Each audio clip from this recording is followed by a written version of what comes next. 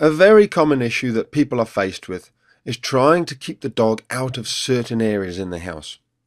Here's Stanley. He's a great Wheaten Terrier. However, he loves nothing more than to get under people's feet in the kitchen, especially when you're trying to make the dinner. Here I'm going to demonstrate to you a very simple way of showing your dog exactly where it is and where it isn't allowed.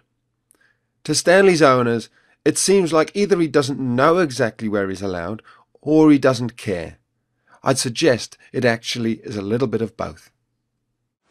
So if this is the line where you don't want the dog to go into the kitchen, the dog can't really see exactly where it is. We have it in our own minds as to where we think it is. But to make it really clear to the dog, all we're going to do is put down some sticky tape. It's crucial that there's a very obvious line for your dog, such as a change in the floor surface from wood to carpet. If there isn't, you need to make a clear dividing line using tape. Don't worry, it doesn't have to be forever. All we're going to do is kind of encourage him to come in.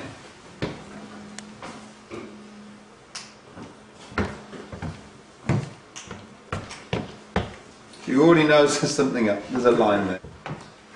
So look at that, we haven't even trained him, but that line has just gone down, he knows. Good boy, Stan. Outside, out the kitchen. Good boy. Good boy.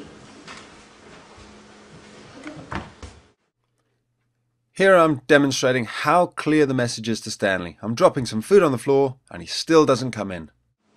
So we haven't really, I mean, you've been training him a little bit to keep him out of the kitchen, but you can see the power of that white line. He almost has instantaneously realised that is the line. It's now very clear.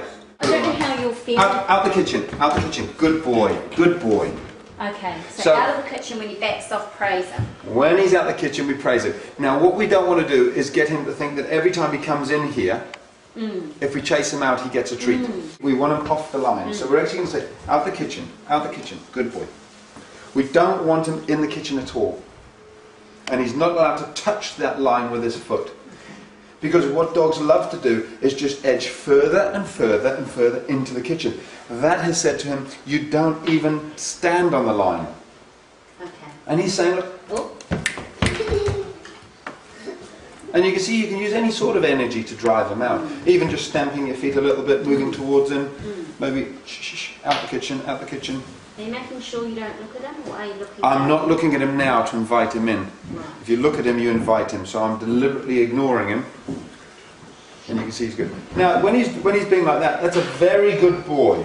He's been outside for a good long time, out the kitchen. So good boy, good boy. Very good boy, darling. A little bit further. Using this calm, consistent method, it'll take only a little time before your dog, like Stanley, will get the message and understand which side of the line that he's allowed on.